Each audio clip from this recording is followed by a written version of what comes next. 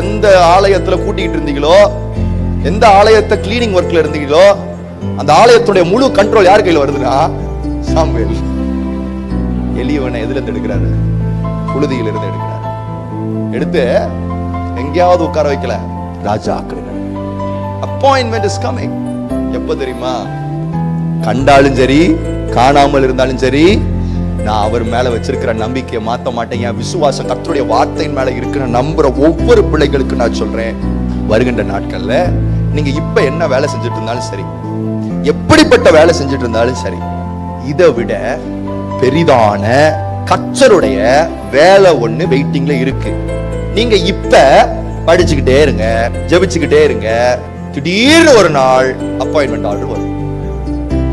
டேவிடுக்கு appointment order திடீர்னு sir, திடீர்னு பார்த்தா சொல்றாங்க நீங்க தான் சார் கிங்கிறாங்க. என்னடா சொல்றீங்க? அதுக்கான ட்ரைனிங்கே நான் போல. தம்பி, ட்ரைனிங் மேட்டர் கிடையாது. ஆண்டவர் வந்து நீங்க ட்ரெயின் பண்ணீங்களா இல்லையாங்கிறதெல்லாம் கவனிக்கல. நீங்க காட்டுக்குள்ள இருந்து கிட்டார் வாசிச்சீங்களா, அதான் பெரிய ட்ரைனிங் சொல்றாருங்கிறாரு. காட்டுக்குள்ள கிட்டார் வாசிச்சதுக்கு இவ்வளவு பெரிய வல்லமையா? அந்த உலகத்திலேயே எந்த ராஜாவும் இப்படி செலக்ட் ஆகல. சார், ராஜாவாகணும் என்ன சார் குவாலிஃபிகேஷன் அப்படின்னு கேட்டா, இப்ப நல்லா படிச்சிருக்கணும், நல்ல அறிவாளியா இருக்கணும், திறமசாலியா இருக்கணும், அப்படி இருக்கணும், இப்படி இருக்கணும், மெத்த படிச்சிருக்கணும் சார், ராஜ குடும்பத்துல இருக்கணும் சார். நீங்க என்ன சார் குவாலிஃபிகேஷன்? கிட்டார் வாசிச்சேன் சார், கிட்டார் வாசிச்சு இப்படி குவாலிஃபை ஆயிருக்கேன் சார். நான் யோசிச்சு பாரு மக்களை.